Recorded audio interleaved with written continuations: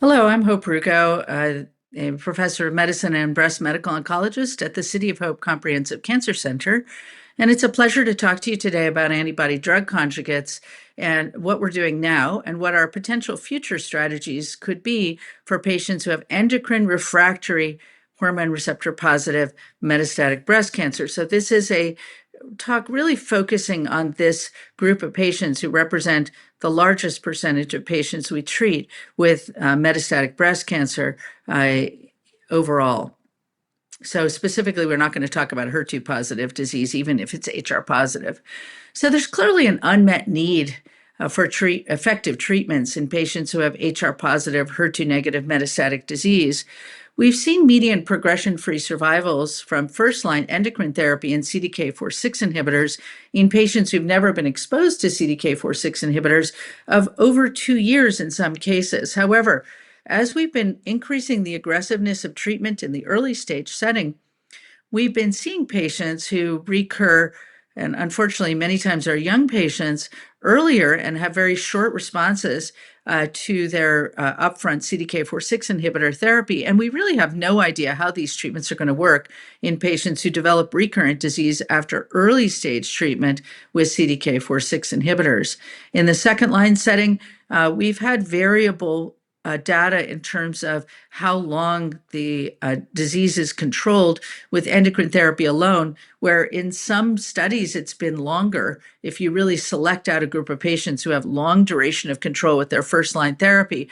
But if you take a general population, the progression-free survival with monotherapy has been really disappointingly short. And then we've been able to increase that significantly by adding additional targeted therapies, but it's still been short. Recently, we saw data with longer progression-free survival in patients who had ESR1 mutations and even those who didn't when we combined an oral SERD with the CDK4/6 inhibitor abemaciclib. But, we really need to see what happens to those patients over time. Regardless, the duration of disease control in the second line setting is always less than a year. So then we end up in the third line setting with really questions about how to manage these patients. There is a small subset who might be able to receive endocrine therapy in the third line setting and still respond with very indolent disease. But mostly we're going on to single agent chemotherapy, and the responses are short, again, less than a year.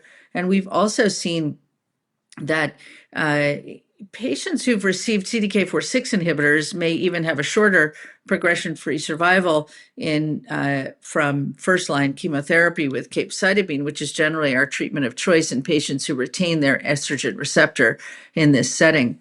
So then, of course, we have data with T-DXd that we'll talk about in just a moment in patients who have prior endocrine therapy and chemotherapy in DESTINY-Breast04. But now we're thinking, which are the right patients where we should be giving ADCs in the first line setting. But I think all of this data really tells us that we need new therapies. So we need new treatments that can extend the duration of response and the overall survival for patients with the most common subset of breast cancer worldwide.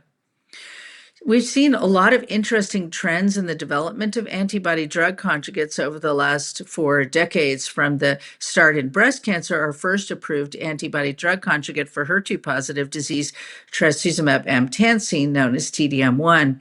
There have been enormous advances, of course, as you know, with our 3 new approved ADCs for breast cancer and many in the pipeline. Interestingly, these new ADCs all have a topoisomerase 1 payload, although they have different antibodies, but they have improved significantly the linker technology, which has made a really big difference. We'll talk about that briefly as well. Most of the ADCs we're studying have 3 different kinds of payloads. So TDM1 is a microtubule inhibition with derivative of maytansine, topoisomerase 1 inhibition. And then there are ADCs now that are focusing on DNA alkylation, although in breast cancer they have not yet been successful. We've learned a lot about these ADCs with differential toxicities that we haven't entirely been able to explain, but even in antibody-drug conjugates that have the same payload or the same target, but different payloads. So Very interesting. And you can see the drugs that are approved by the FDA with their payloads here in this beautiful paper by Colombo in Cancer Discovery 2024. And I think what really shows the expansion is that very nice plot at the bottom with the camptothecans, the topo-1 inhibitors, all in green there at the bottom, and this big, huge rise from 2020 on. But the advance has been so rapid that although he published this beautiful paper in 2024, when he gave his talk in the spring of 2025 for AACR, he had to update all of his figures already in such a short period of time. So that tells you something about the advances that we're making overall. There are 3 antibody-drug conjugates approved for HR-positive, HER2-negative metastatic breast cancer as of May of 2025. We have the 2 deruxtecans, so they have the payload of deruxtecan ADCs, one with trastuzumab as the antibody, one with as you know, a antibody that's targeting TROP2, that's Datopotamab deruxtecan or Dato-DXd, and then Sacituzumab govitecan that was the first first-in-class TROP2 ADC that's also approved for HR-positive, previously treated with chemotherapy metastatic breast cancer. So what we have is the 2 TROP2 ADCs are approved for patients with HR-positive, HER2-negative metastatic breast cancer, endocrine refractory who have received at least 1 line of chemotherapy. T-DXd, based on DESTINY-Breast06 that we'll talk about in a moment, is approved in the first-line chemo setting, but specifies that patients have to have a little bit of HER2, so either HER2-low or HER2-ultralow. There are some differences in the linker cleavage. We'll talk about that in a moment as well. But one of the key differentials in these newer class of ADCs is that they appear to have a bystander effect so that they kill neighboring cells even if they're expressing the target at a lower level. Now, TROP2 is expressed in 95% of triple-negative and HR-positive cancers. So it's, you really find very few patients who have no expression at all. So it's been hard to tease that out. But it does help us to understand a little bit of T-DXd's efficacy in patients who have, this HER2-ultralow disease.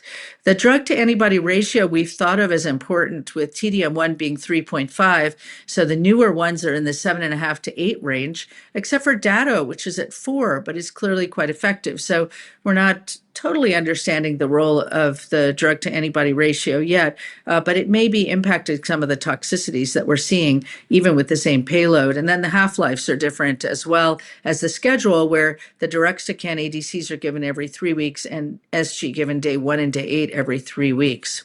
So some differences and some similarities. So let's talk about DB04 first. So DB04 is the first trial looking at T-DXd in HER2-low disease, and it was based on very encouraging data from a phase 1b trial, DESTINY-Breast01. So patients were eligible who'd received 1 to 2 prior lines of chemotherapy in the metastatic setting, and they were considered refractory to endocrine therapy. They didn't require prior treatment with a CDK4/6 inhibitor, and 30% of patients had never received a CDK4/6 inhibitor, presumably due to the lack of availability of these agents worldwide, which is really impacting right now our ability to look at second PFS, so-called PFS2, and also overall survival in the newer ADC trials, because people have access in some countries and not in others. Patients who were enrolled in the trial had a median of 1 line of prior chemotherapy for metastatic disease, and 3/4 of them have liver metastases. The randomization was 2 to 1, as you can see here. And they did something unique in this trial, which was quite successful. Is they said, our data in HER2-low HR-negative disease in DB01 in patients who were heavily pretreated wasn't great. We had a tiny number of patients, but we still want to look at this. So we're going to do an exploratory analysis looking at just 60 patients, 2 to 1 randomization, who have HR-negative, centrally confirmed HER2-low disease. For the purpose of DB04, HER2-low was defined as 1+ by IHC or 2+ without gene amplification. But again, it had to be confirmed centrally so that there was some standardization in this analysis. So what they found, and we're going to talk about the HR positive cohort here, was a remarkable improvement in progression-free survival. And this was both at the initial analysis by blinded independent review and also at the longer-term follow-up of PFS by investigator assessment with a hazard ratio of 0.37. So really remarkable improvement over standard chemo.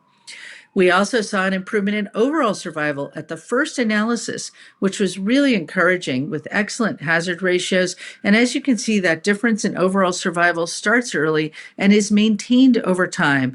And of course, you can see in these bar graphs a dramatic improvement in response rates, and not just in response, but also the finding of complete response, which is not very common in this setting, in the second-line chemotherapy setting for patients who have largely visceral disease in the liver, means there's no radiographic evidence of disease in the liver. Now, I haven't shown you all of the plots in the HR negative population because we're focusing on HR positive disease. But what's really amazing is that there were 40 patients who received TDXD and 18 who received treatment of physician choice.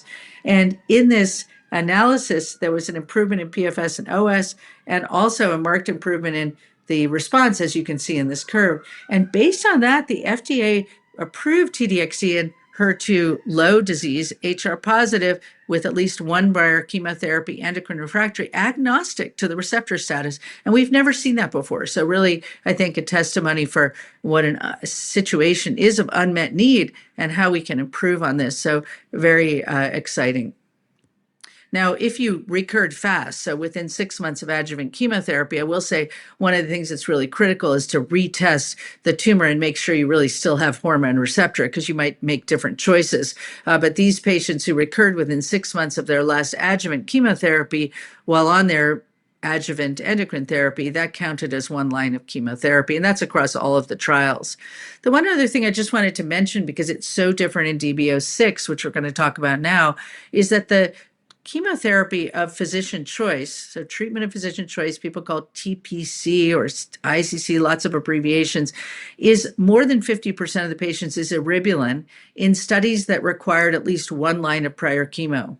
But that was very different when we got to DB06, so I'll tell you in just a moment. So here the idea was, HER2-low is kind of contrived. Like 1+, you have to have more than 10% of tumor cells that have faint or incomplete membrane staining. But what about if it's 10% or 9%? It can't be that different. And this was all based on trying to understand who responded to Trastuzumab in the metastatic and early stage settings. So the DB06 included a population of patients who had HER2-ultralow disease, again, centrally confirmed, and that is estimated to be up to a fifth or a quarter of patients who have HR positive disease, but is less well represented in ER negative disease, where they only had that small category of patients. So DB06 was designed in HR positive patients who had HER2-low or HER2-ultralow centrally confirmed. And then, of course, you're going to have this small percentage of patients who are truly zero. What we don't know about all of this is how many patients had like less than 1%, but they still counted as ultra low. Does 1 cell in 1,000 with incomplete membrane staining count as HER2 ultra low? And we really need that additional, deep dive and clarity in terms of understanding how to benefit our patients. And there is an ongoing trial, Destiny Breast 15, that is trying to get at that specific issue. So let's talk a little bit more about DB06, which randomized patients now 1-to-1 to receive TDXD and TPC as their first line of chemotherapy after endocrine therapy. And they had to have received at least 2 lines of endocrine therapy or 1 line if they'd progressed rapidly, like the patients, within 6 months, like the patients in DB04. And if they'd recurred that within 6 months of their first line therapy, they broadened the criteria. So if you'd recurred within 24 months of starting your adjuvant endocrine therapy, which is called primary endocrine-resistant, so you're on your AI with whatever, 2 years in, you've had metastatic disease, you clearly have endocrine resistance. So those patients were also eligible to go on to chemo. And I think that sort of gives us insight into the patients who actually were enrolled. And the PFS in the HER2-low was the primary endpoint, but they included this ultra-low population learning from DB04 153 patients here, so a much bigger number. And they included as a combined analysis the low and ultra low in both the PFS and the OS secondary analyses.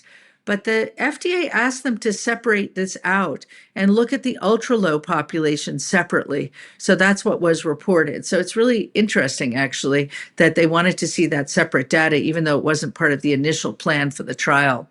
So you can see the options for chemotherapy for the patients, and 60% of the patients received capecitabine when you give first-line chemo as their treatment of physician choice. Who were the patients?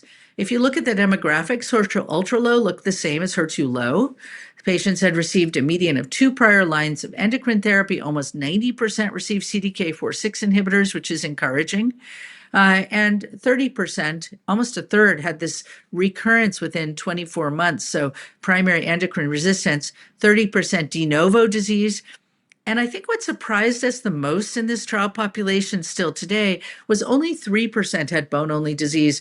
Probably we need to get rid of that as a criteria. We want to really look at the endocrine sensitive versus resistant population and not just bone-only, because it matters if you have bone-only disease and all your bones have tumor versus oligometastatic disease. It matters whether you have a single liver lesion. What about if you had an oligometastatic disease with one node and one bone lesion? These are very different patients than patients who have a slew of bone lesions. So I think that we really need to redefine how we're thinking about these different risk groups as we move forward.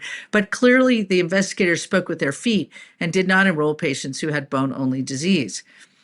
What we saw in the results of the trial are shown here with a remarkable improvement in progression-free survival, median PFS from T-DXd first-line treatment of 13 months, clearly longer than anything we've ever seen with capecitabine in this setting, and no cumulative neuropathy like you would see if you were giving a taxane, hazard ratio of 0.62.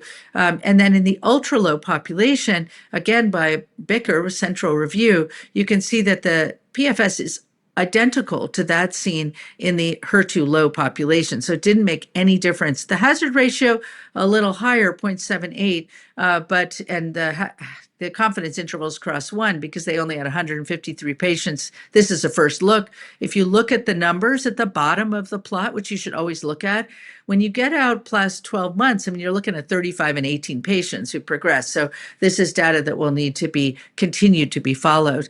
Now, one of the things we've been used to, based on all of the data in the second and greater line setting, was seeing overall survival benefits, and sometimes at the first analysis. But here, a fifth of the patients had already crossed over to receive T-DXd in the TPC arm by the time of the first presentation, and the New England Journal publication. So it's brought up a question about both sequencing and whether or not we're really going to be able to rely on the survival when patients have access to these drugs in sequence. And how do we decide in resource-limited settings which drug to give first and second? And we don't know the answer to that yet.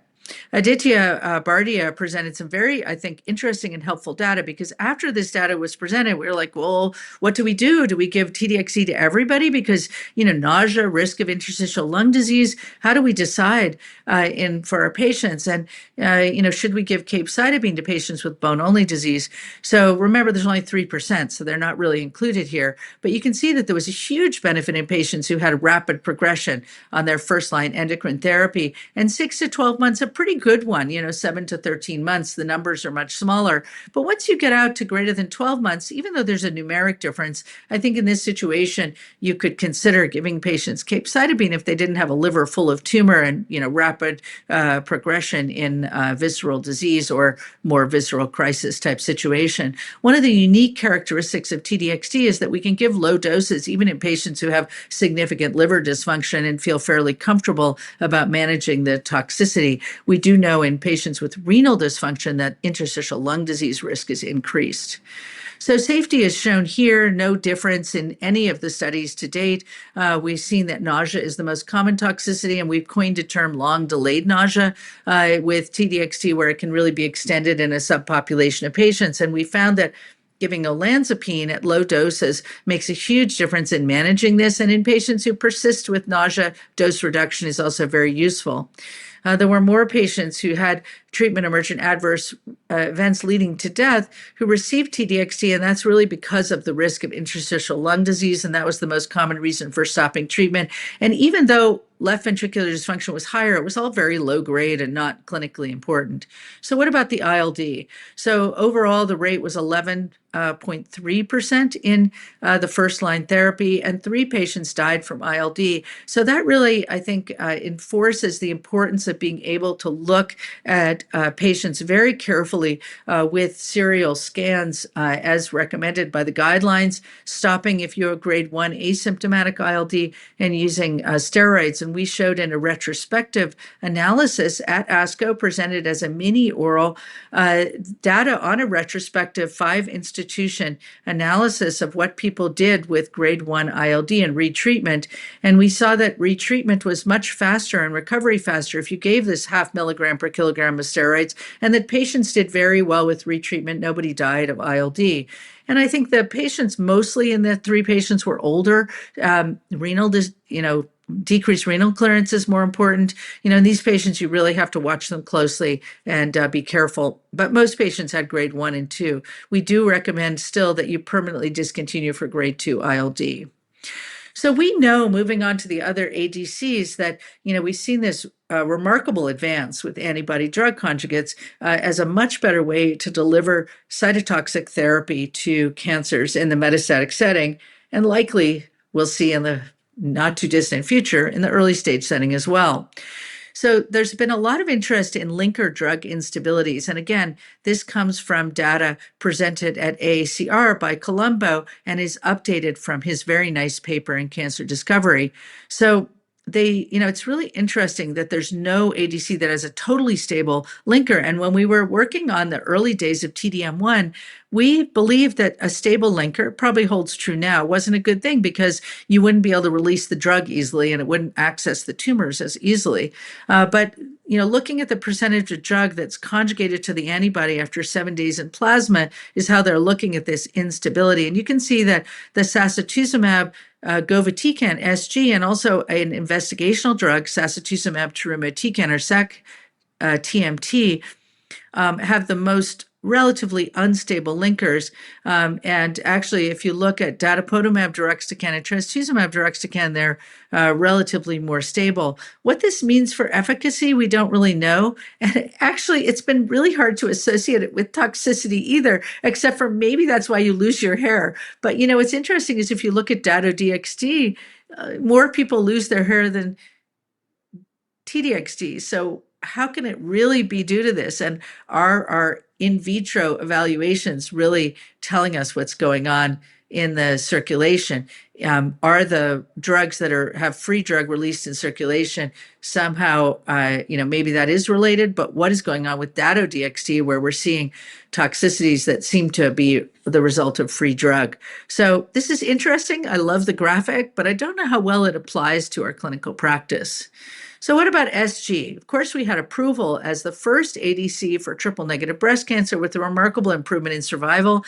And then we just saw data at ASCO 2025 in PD-L1 positive triple-negative disease, metastatic disease without any chemotherapy in the metastatic setting, that we're also seeing a remarkable improvement in PFS. There was crossover of like 80% of the patients. So we don't know that we're going to see survival data, but I think it's really encouraging about the efficacy of moving the drug earlier in the course of therapy.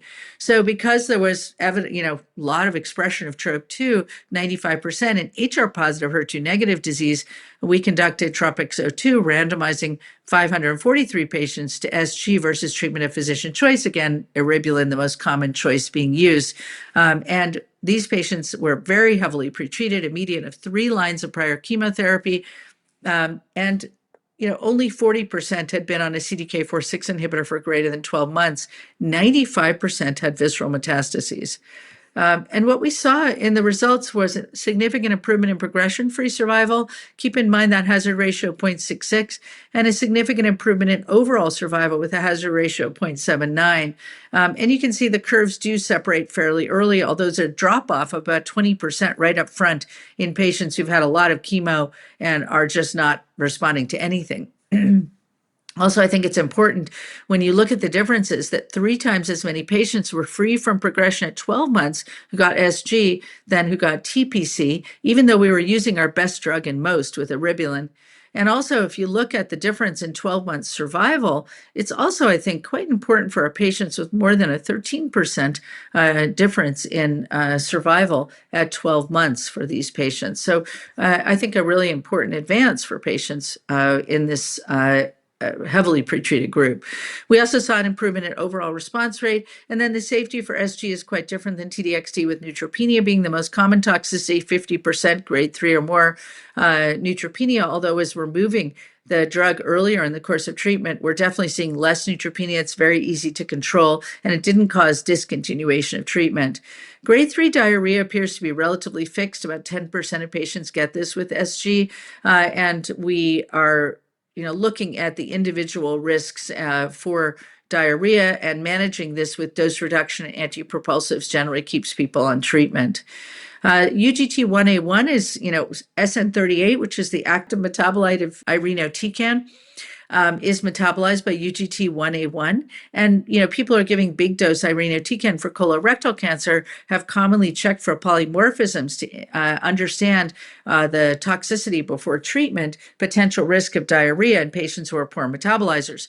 So we looked at STAR28 homozygosity, the poor metabolizing phenotype most commonly seen in a trial population. And we did find out that this small population, 10% about, did have an increase, importantly, in grade 3 diarrhea, and increase that's modest, not very trackable in neutropenia. So it's mainly diarrhea. They didn't even have an increase in febrile neutropenia. So, I think that if you have a patient with significant diarrhea, dose reducing is a way to give them the same exposure to drug and reduce their toxicities. And there's a lot of interest in continuing to study this in the ongoing studies. One group looked at whether or not you could reduce the toxicities and have no discontinuations if you used a prophylactic approach. And they gave 2 doses of G-CSF after each infusion of SG, and then they gave 3 days of 4 milligrams of loperamide after each infusion. And they saw a remarkable difference. And you can see that the PRIME study is in gray, 50 patients, any grade and higher grade neutropenia and diarrhea were reduced, no discontinuations, and less treatment interruptions and dose reductions. Now, I don't think any of my patients would take 3 days of loperamide because they'd get terribly constipated, and they did see more constipation. But I think the growth factor in patients who are at high risk is a nice idea. They didn't use it in Ascento 4 in the triple negative first line population until patients needed it, and I think that worked out really well in the less heavily pretreated group of patients. I think using loperamide like this for patients who have diarrhea and tailoring it for the individual patient risk works really well. So the other TROP2 ADC, which has the deruxtecan payload similar to TDXT, but with a lower drug to antibody ratio, is Datopotamab deruxtecan, studied in TROPION-Breast01. So similar design to TROPiCS, but a different patient population. So in this patient population, they received a median of 1 line of prior chemotherapy for metastatic disease, not 3. They had less visceral metastases. All patients in TROPiCS had received a CDK4/6 inhibitor, 82%, so most in TROPION-Breast01. And we have a big problem enrolling patients who are African American or Black. In our studies, you can see 1 to 2% overall. And this trial found also a significant improvement in progression-free survival, as well as time to subsequent therapy. And so I wanted you to look at that hazard ratio, 0.64, less heavily pretreated population, markedly less, but same hazard ratio as TROPiCS. So the TROP2 ADCs that we have right now, phase 3 data on, have shown in HR-positive disease, have shown very similar hazard ratios, which is intriguing. Time to subsequent therapy was delayed, as we've seen, and it didn't matter what your prior duration of CDK4/6 inhibitor therapy was in terms of efficacy. The primary endpoint shown below, hazard ratio 0.63. What about overall survival? So they did not see an overall survival benefit. And here you can see the hazard ratio is 1. Patients lived about 1.5 years, which is disappointing, I have to say, in this patient population, but it was exactly the same between the two arms at a median follow-up of 23 months. But they found that there was an imbalance in receipt of antibody-drug conjugates in the TPC versus the experimental arm that received Dato-DXd, with twice as many patients receiving an ADC, mostly TDXd, in the control arm. So they tried to adjust for that using a specific statistical method, IPCW, and they did see a numeric difference of about 1 and 1.6 months, but it wasn't statistically significant because of the adjustment. So based on this data, the US FDA in January of this year approved Dato-DXd in this setting, one prior chemotherapy, as I went through earlier. It's really interesting looking at the toxicity from Dato-DXd because it crosses over a little bit TDXd and SG. So, you don't have the neutropenia, similar to what we see with TDXd, remarkably low bone marrow suppression. But you see some new toxicities, stomatitis in 50% of patients, dry eye and keratitis in quite a number of patients. So dry eye in 24%, 16% with keratitis, generally grade 1 and 2. And you can see in those bottom bar graphs that were shown at the ESMO virtual plenary that there's really a interesting 7% grade 3 stomatitis, which is really important for patients. But what we did here was look at grade 2 and grade 3 combined. You want to look at what bothers patients. 31% of patients had either grade 2 or grade 3 stomatitis. And then for ocular surface events, grade 1 and 2 are patients who have, more clinically bothersome results, and that was 12%. ILD not seen, same toxin, deruxtecan, but lower drug to antibody ratio, and you're not targeting HER2, which we know is expressed in the lung. So I think that the different target probably made a big difference in very low rates of ILD. There's no ILD. So you can see here that you're seeing, in the under 5% rate of ILD, one patient, the adjudication committee said, died of drug-related ILD. The investigators thought it was disease-related, but you do need to just be careful in patients who've had prior pneumonitis or who present with some toxicity, that you're concerned about, shortness of breath, cough, etc. So the approval is interesting because the FDA added in, you should use a steroid mouthwash and cold chips during the infusion to reduce stomatitis, but we don't have any prospective data on that. In the I-SPY trial, we used Dato-DXd with or without durvalumab for 4 cycles. And personally, I found that using the steroid mouthwash that we studied for everolimus markedly reduced the stomatitis. But we did still see a couple of cases of grade 3 stomatitis. We don't have any idea what the cold chips do, but with a lower half-life, it's worth a try. So what are our next steps? We have the first-line trial with SG, CENTO-7, that's completed accrual. We're hoping to see data later this year. Enterofuse-10, which is looking at PD-L1 negative HR-positive disease, currently accruing 1,200 patients, about twice the number because there are 3 arms. And it's also not a one-to-one randomization like a CENTO-4, but they have one arm with pembrolizumab with Sacituzumab, deruxtecan, sac-TMT. This drug, sac-TMT, has shown efficacy in an Ascent-like population with triple-negative disease in China and is also being studied in the first-line setting in triple-negative disease and in patients with residual disease like SG and triple-negative breast cancer. So what are our new directions? So we have 3 drugs very efficacious in HR-positive disease. We're generally using TDXd in anybody who has expression of HER2, even HER2-low. We don't know how low to go. We'll see more data on this in the near future. We use TDXd first. We need to understand sequencing, as I'll show you in a moment. But of course, we're interested in new payloads and new targets. So we have patritumab deruxtecan or HER3-DXd for those people who have trouble with patritumab pronunciation, high DAR of 8. The Icarus study looked at patients with HR-positive HER2-negative disease who'd had 1 prior chemo, similar to TROPION-Breast1. Overall response was an impressive almost 54%. And then there was no association with response with HER3 expression. Progression-free survival was 9.4 months, so very nice.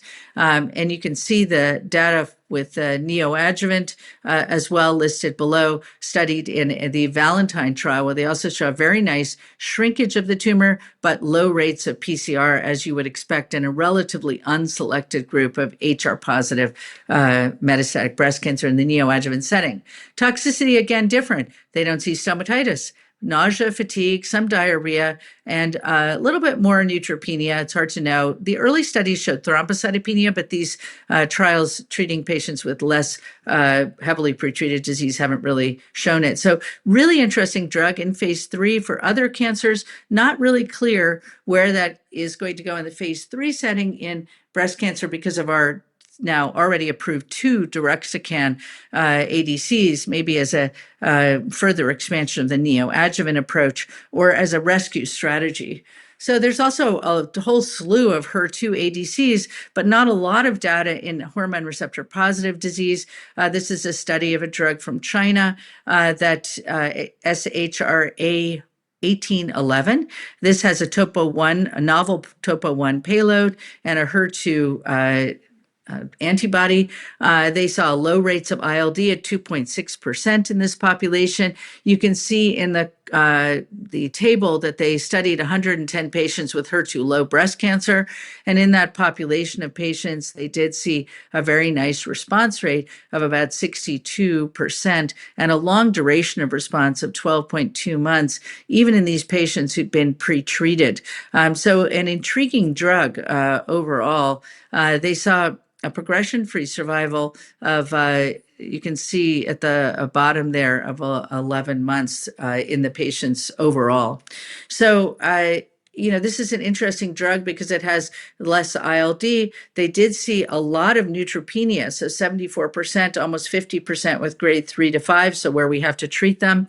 They saw some elevations in liver enzymes, which were mild. So this is a drug to look out for because I think it has a lot of efficacy, bone marrow suppression, but no ILD. One thing that may be a problem in the patients, but again, heavily pretreated, 16% had grade 3 to 5 thrombocytopenia.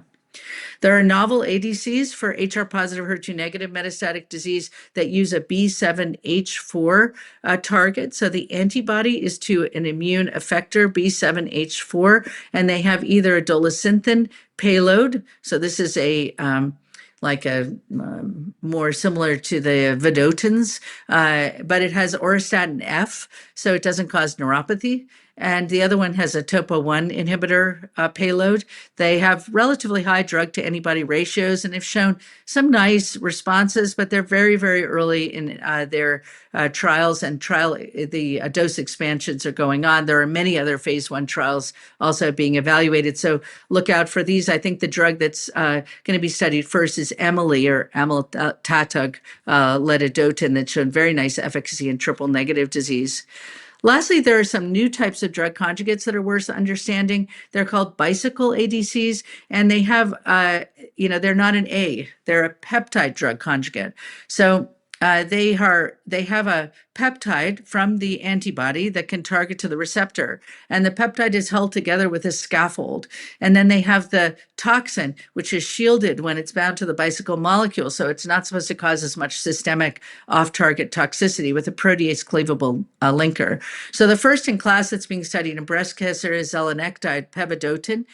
This is a Nectin-4 target and has an MMAE payload, so that's an auristatin E payload. Again, we have to watch out for neuropathy. Nectin-4 is amplified in about 20% of HR-positive, HER2-negative disease.